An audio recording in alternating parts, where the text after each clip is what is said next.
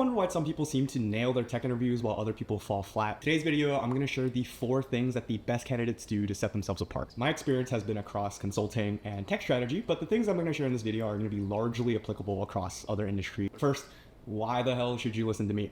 I love this quote by a blogger called Visa, and he says, "I'm not an expert, I'm just a dumbass who has experience." And in this case, I'm someone who has had a fair amount of experience from interviewing, both from the applicant side and from the hiring side. So I know how frustrating it can be to send resumes and never hear back, or feel like you did a really good job in an interview and then not get the job. I also know what it's like on the hiring side when you're reviewing literally hundreds of resumes manually, when you're interviewing dozens of candidates, and it really comes down to a few small things at the end that set one person apart from the other. Like I do in most of my videos, I like to give a bit of structure so you can click ahead to the parts that you think will be the most valuable for you and skip the parts that you don't think are going to be that interesting or useful. So this video is going to be in 5 parts. The first part, we're really going to be talking about the interviewer's mindset. Like, what are these questions that the interviewer has in the back of their mind that they're trying to answer when they're talking to you? Then we're going to go into the 4 things that the best candidates do. First, they mastered the basics. They know how to do things like speak about themselves, their experiences in a genuine way, and they know how to do their homework and research the company before they step into the interview. The second thing that the best candidates do is leverage their competitive advantages, and they have a strong sense of awareness about their strengths, their weaknesses, and how that comes across. The third thing that the best candidates do is show coachability, thoughtfulness, and self-awareness about how they can improve. And the final thing is that they're able to think quickly on their feet. No matter how much you prepare in an interview, there are going to be things that come up, questions that you don't expect. And in those situations, it's about how you can respond thoughtfully and professionally. All right, let's talk about the interviewer's mindset. I really like what Matt Huang started his video with. If you haven't seen his video about interviewing, I would recommend it. He does talk a lot about the interviewer's point of view and what they're thinking about the questions they're trying to answer. His thesis that he begins with is the fundamental question that an interviewer is trying to answer when they're talking to you is, do I want this person on my team? And I like that, and I want to expand on that. Because in the process of interviewing, the question is not just, do I want this person on my team, but do I want this person on my team more than every other person that I've talked to so far, and more than any potential person that I'll talk to in the immediate future. And so you have to stand out from this entire crowd of people. And I think to do that, you fundamentally need to be able to address 3 different buckets of questions. And I like to call this the skills check, the growth check, and the vibe check. The skills check, it's a pretty simple question. Can this person do a good job of the job? And baked into that is, how long will it take for this person to be productive and actually do a good job? Will it be 3 months? Will it be 6 months? Will it be a year before this person's actually productive? And how much onboarding and investment am I going to need to put into this person before they are able to get to that? The growth check is more long-term. It is about whether or not this person shows growth potential, whether or not this person seems eager and hungry to learn and get better and want to stay at the company. And then the final thing, the vibe check. This one's kind of like the more mushy thing.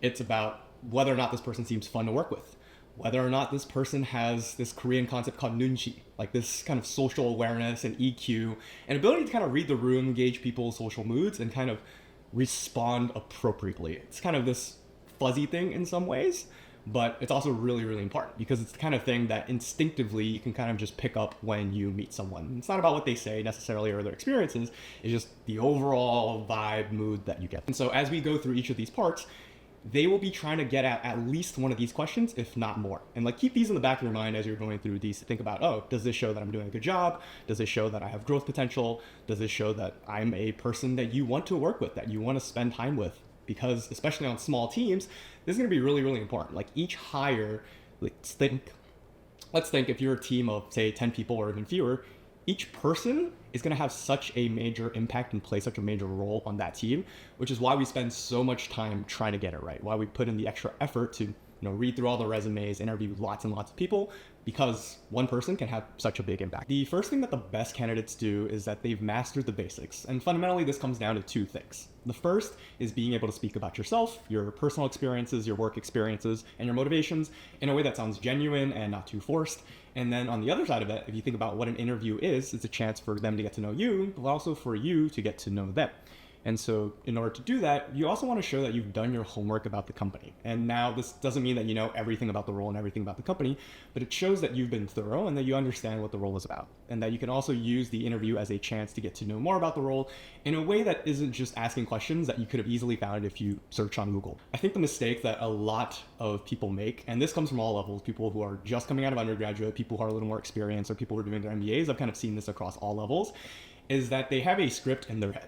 And when they're in the interview, it actually sounds like they are reading the script. They might not actually have the words in front of them, but you can tell as you're talking to them that the energy just isn't quite there. There's something that just feels a little bit robotic. It feels a little bit rehearsed. And now, you definitely want to be prepared, but the challenge with that is that it lacks any kind of energy and it lacks a sense of genuineness.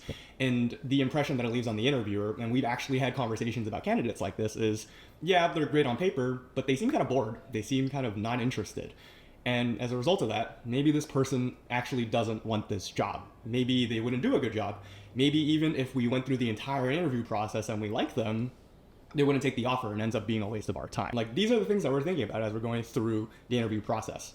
So let's kind of make that a little bit more concrete and take a question as an example.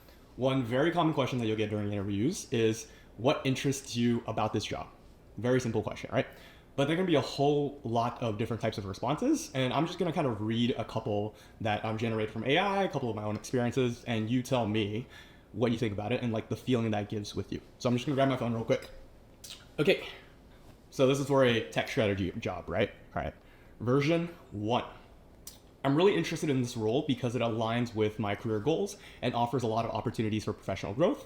This company's reputation is really, really impressive. They're doing really cool things in the industry, and I believe that my skills and previous work experiences make me a really good fit for this role. It's version 1. All right, version 2.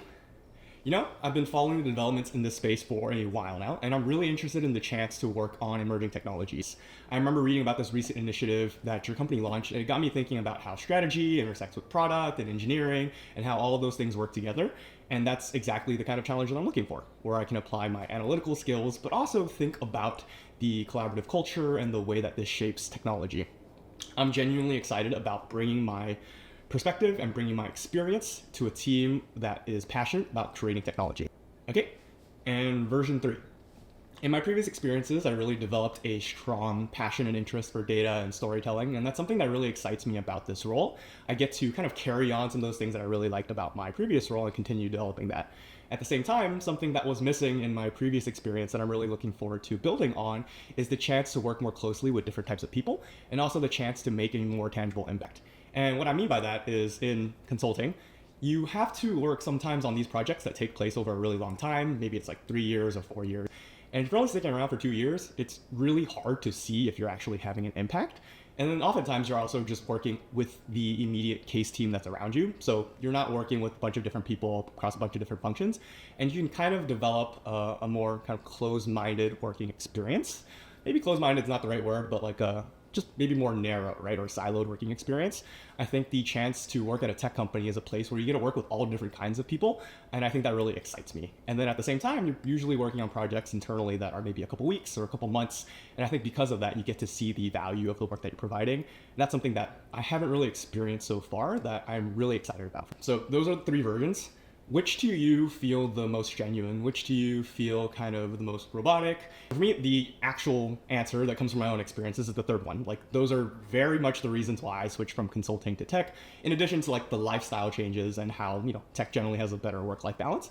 But nope, those are genuine gaps that I was hoping to fulfill by making this next step. And so in saying those things, there's kind of like this linear story I'm creating, right? Of like, oh, these are the things that I like. This job still has those things and I want to keep doing those things. But also, these are some of the things that I didn't like. And this job helps me to kind of explore some of those new opportunities. And I'm really excited about exploring those. It creates this kind of linear career progression journey that I think works well in interviews. And it's also like just true to what I actually wanted to do. The first one is the kind of more canned generic experience. And I've heard actually people use this. So if it sounds like really forced and fake and like you think no one would say that, no, I've actually heard that. Like that almost sounds like someone's reading off of a cover letter, and it just doesn't show a lot of enthusiasm. Second one is one that I kind of go back and forth on a little bit. So there is a lot of enthusiasm. There is a lot of excitement about working in the space. I think the thing that throws me off a little bit about it is there's nothing necessarily that ties that to the specific role. Like, this sounds like a person who is interested in working in tech, generally speaking, and maybe they're interested in working in product. I don't see why they would necessarily do an analytical role or a strategy role. So yes, they show the excitement, the enthusiasm, maybe a little bit too much depending on the person and how forced it can be. But what's missing for me is why this job. All they answered is why this industry. And that's why like it doesn't check all the boxes. So transitioning to the second basic thing that the best interviewers mastered, it's really knowing how to research the company and like what information to bring and what questions to bring to the interview. So at the very least, you should know what the company does, what kind of products that it sells, and what space it operates in. You should also know what kind of role that you are doing. So if it's a strategy role, how does the strategy role differentiate itself from like the other types of strategy roles? Is it because they work on a specific vertical? Is it because they work on a specific product? These are things that are generally available in the job description. And then if you poke around the website, Glassdoor, Reddit, etc., you can also find a lot more information about it. It should come in at least having some of that. I would recommend if the company is a public company that you also read some of their financial documents, because that's going to lay out their strategy, it's going to lay out their products, their vision, their growth over the past couple of years. And this not only gives you a sense of the direction that the company's headed in, but also gives you a broader context that you're going to fit into. Like if the company is, this massive tech company, you're probably going to just play a very small part in it. But at the very least, you kind of want to understand the entire landscape before you. The job interview is the place where you actually get to learn a lot more about the role. Like, job descriptions usually are pretty vague. They kind of say some of the same things. And even if you look across 4 or 5 different strategy roles, it might not be clear from the title, the job description, what they actually do. The best way to get information about that, if you can, is obviously to speak to people who work in that role or work in adjacent roles. LinkedIn networking is a great place. You probably need to send a couple of cold emails if you don't already have people in your network who work at that company. But even if you have none of those things, right? Like let's say you don't know anyone that's connected to the company, you've cold emailed people and you just haven't been able to get a response, that's totally fine as well. I don't think the interviewer is expecting you to know all the details about the job. Kind of the assumption that we have actually is that you don't know much about the job. You maybe know the general basics from maybe the screening interview, the job description, but then it becomes your responsibility as the interviewer to ask questions, and ask good questions too, not just about like the day-to-day. That's like a very basic question, right? You definitely want to know about the day-to-day, but also about like team culture, or how the team works with other teams, how that strategy team differs from a different strategy team. The best candidates do this, and it not only shows a genuine curiosity about the job and the role, but also it shows a level of the curiosity that they might bring to the work itself. So if they don't understand an assignment, or if they don't understand a project, this is someone who asks a lot of questions so that they can clarify what they're doing, why they're doing it, and then ultimately do a good job with that. The second thing that the best candidates do really well is that they know how to leverage their competitive advantages. And there are a couple layers to this. The first layer is knowing what you bring to the table, what your strengths are, and how to showcase that during the interview. The second layer of this is knowing what you appear to bring to the table, which is actually a little bit different than the first thing. And then the third layer is knowing what your competitive gaps are relative to the rest of the app. So the first part is actually pretty straightforward, right? It's like knowing your strengths and being able to showcase that during the interview. The second part arguably might be more important, because it's how you come across to the interviewer. There's an exercise that I like to play that makes this a little bit easier to understand, and it's called What's My Profile? And you can use AI tools for this. You can have a friend do this. You can have someone who doesn't really know your professional experience do this. But it's quite simple. You give them your resume, and you ask them in 2 or 3 bullet points, sentences, to describe the kind of candidate that you are. And the reason why this exercise is so helpful is this is literally what lots of interviewers are doing when they're screening resumes. So if you're reading a stack of, say, 50 resumes, you're only going to remember 2 or 3 things about that person. And the examples of things that we might put down are: they graduated with a degree in computer science, they went to MBB and did 2 years in consulting, and then they worked at a SaaS startup for. That's the profile of the person. On the other hand, you might have someone who is a PhD economist, did data science work for 3 years, and is now transitioning to strategy roles. Those are 2 very different profiles of people. And it's really important for you to understand what kind of profile you are, because that creates a kind of, not a caricature, but it creates a persona of what types of things you're good at and what types of things you might not be good at. And these are the kinds of things that are good to be aware about as you go into the interview, because they might not necessarily be true, but that's based on your profile, what comes across. So as an example of this, we're talking about tech strategy roles. Let's say somebody comes from a management consulting background. What that tells me as an interviewer is a couple of things. 1, I expect this person to be good at making executive-facing slides, so they're really good at PowerPoint and they can do it quickly. 2, they have a basic understanding of Excel models, analytical models, and they can, write formulas, work on spreadsheets if we need them to. 3, they're pretty good at structured problem solving, so they know how to take something and structure it and then kind of make assumptions in order to move the problem forward. So these are 3 of the competitive strengths that I see out of this profile. On the other hand, what I don't expect and what are the competitive gaps that I'm thinking about, which might not be true, this varies from person to person, but this is just the profile that comes to mind.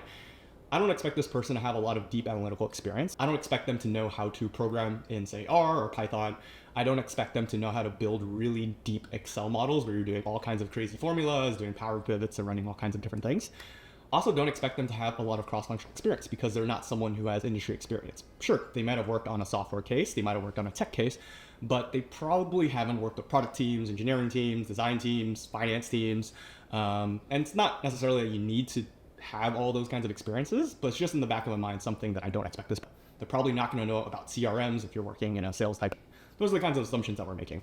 And if you do that exercise for yourself, now you realize, oh, okay, as I'm going to this interview, this person probably doesn't think I'm good at these things, and they probably think I'm good at these. And for the gaps that are coming across in your profile, can you speak to them in a way that shows that you can either learn those things quickly or are excited to learn about that and can develop those skill sets?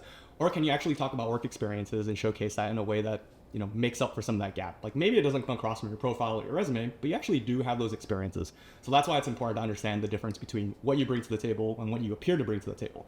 Because you might actually have some of those skills that just don't necessarily get translated through in your resume, especially if an interviewer is not spending that much time to read through every bullet. Let's do a couple more examples of profiles to help you get a sense of like how this exercise works and what kind of comes to mind for the interviewer as we're hearing these different types. First, let's say you're coming from a data analyst, business analyst, economic consulting type background.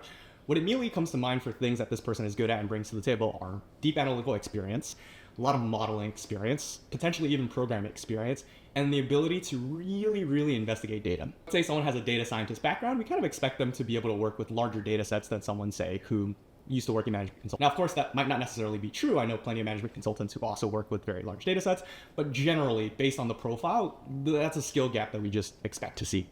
Things that we don't expect the data analyst to be good at, generally speaking, are making really good PowerPoint presentations. They might have some experience presenting and putting together slides and sharing that information across different stakeholders, but the expectation is now a little bit different. So there just isn't as many reps that you get from working as a data analyst in terms of presenting in front of executives, building slides really quickly, and then having to make them pretty. That's just the skill set that we don't expect. Now, that might be a skill set as a data analyst that you actually have because from your former role, you've done a lot of this.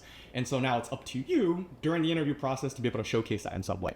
Now, if there isn't a PowerPoint kind of case study, it might be kind of difficult to kind of just bring that up during the interview process, but it's something that kind of need to keep in the back of your mind as this is a gap that I might need to address during the process. Another profile that we often see is someone who has industry work experience. So someone else who is doing a different type of role in tech and they're transitioning to a strategy role. Or hell, you might even have someone who has done strategy work at a different type of tech company before, but based on the type of tech company, there still might be differences in expectations.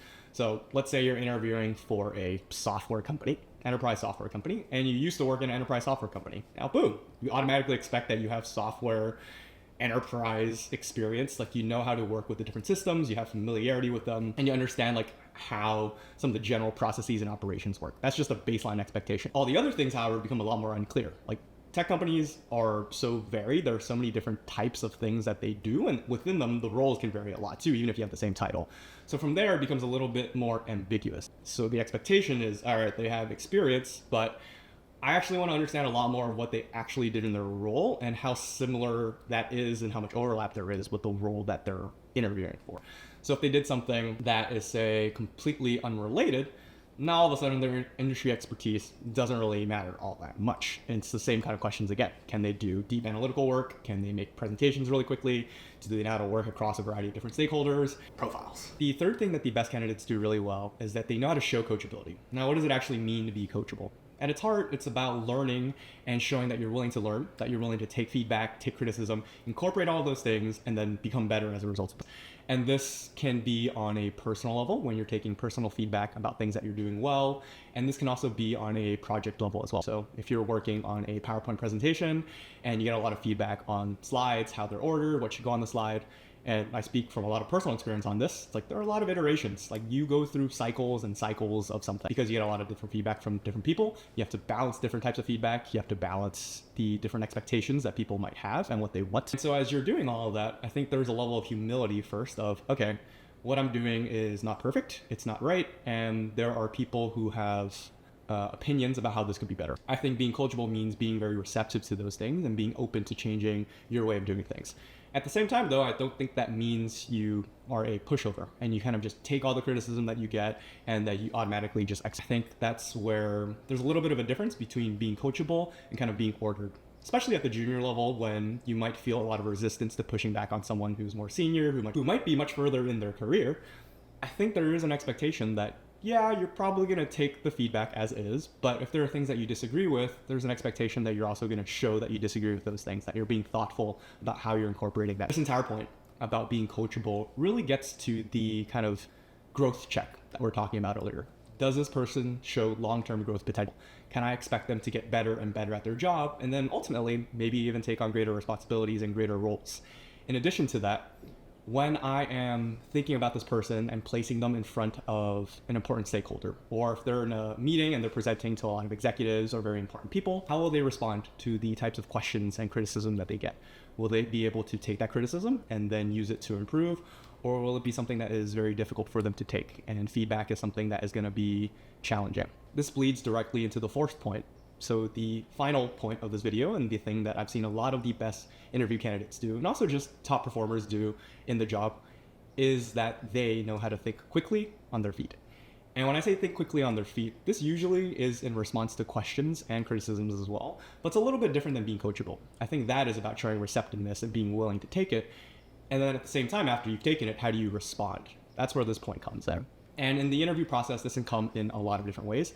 It can come in a more professional context when someone is asking you questions that you might not expect. Because no matter how much you prep for the interview, there are going to be things that you just don't expect, questions that you could not have possibly foreseen. Some of these can be related to actual work. So for example, something that I've seen across consulting interviews and tech interviews, you might get a data visualization exercise. So you might just say, get a bar chart, time series, whatever it might be, and you might be asked to interpret it. You might be asked to make it better. You might be asked to think about what other types of analyses you would use in order to answer these questions. You might get thrown the reverse of that as well. You might just be thrown a question without any data, without any visual, and you might be asked to figure out, what type of data do you want to answer this question? Why do you want that data? How do you use that data? What additional questions do you want to ask? And these are questions that are meant to challenge your logic, your way of thinking, and show how you're able to think through a problem with some structure and also explain that logic. On the other hand, you might just get some fun personal questions that might not be related to the work and your ability to do the work at all. That's probably more related to the vibe check that we're talking about here. Some real life examples of questions that I've done before. Maybe these are some of the more common ones, but I'm sure you could get other ones as well. So back in undergrad consulting recruiting, I would often get asked things like, what was your favorite class? Who was your favorite professor? Why did you like those things? And these weren't things that I prepped for, but you kind of just, you're able to speak genuinely about them. And I think something else that gives the interview, now that I'm reflecting on this, is kind of going back to that initial question of like, what got you interested in this role? So, you know, you talk about it, you have an answer there, and then you talk about something else that's unrelated to work, like what is your favorite random class? And you can see their level of energy and excitement around that. Now you can kind of compare and contrast these two things and get a sense of like, oh, how genuine is their excitement here versus when they're talking about something that they are really, really excited about. Other questions that I've been asked before are things like, what are your favorite book? What are your favorite movies? And just trying to get to know you more on a personal level. And this is, and when you think about a resume, like that bottom line sometimes, right? Of like your hobbies, your interests. And I think for me, I wrote like basketball, YouTube.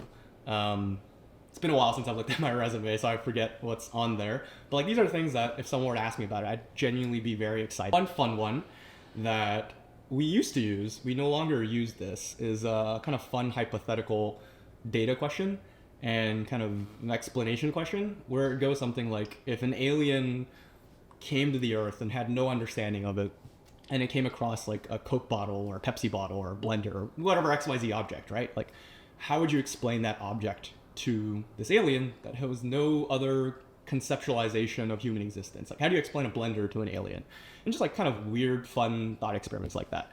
And I know it's cliche to say it, but there really isn't a right answer. It's just like really trying to get a sense of how this person's brain works and their overall vibes. So I know I've thrown a lot of information at you, but if I were to summarize this entire video with a single sentence, it would probably be developing self-awareness, knowing what you're good at, what you're not good at, and how you come across. It's probably the single most important thing when it comes to the actual interview. And I say that like it's the easiest thing in the world, but it's hard. It is really challenging and really difficult, and it can be a really frustrating process as well, especially when you feel like you've done a really good job of conveying all the things that I've just talked about, but you never hear back from someone. And in some ways, that's out of your control. Like, you don't know necessarily what's going on in the interviewer's head. You don't know all the other people that they're talking to, and you genuinely might have been very good for that job, but they maybe found someone that was a little bit better in like one aspect or another. And I get that.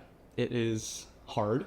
And I hope you found some of the things in this video helpful. And I know for me, interviewing still is a challenge at times, and I'm by no means like an expert or like really good at it now, but I'm definitely a lot better than I was when I think back to where I started as like a junior in college, learning how to interview really for the first time. And it can be really unnatural to talk about yourself and talk about your experiences in a way that makes you look good, especially if you're someone who comes from a culture like Chinese culture, where it is very kind of anti to the culture to actually highlight yourself and your strengths when you're not supposed to be doing that. You're supposed to be self-effacing, have humility. Humility is great, and you want to be able to show that in the interview as well so that you don't come across as like this arrogant person.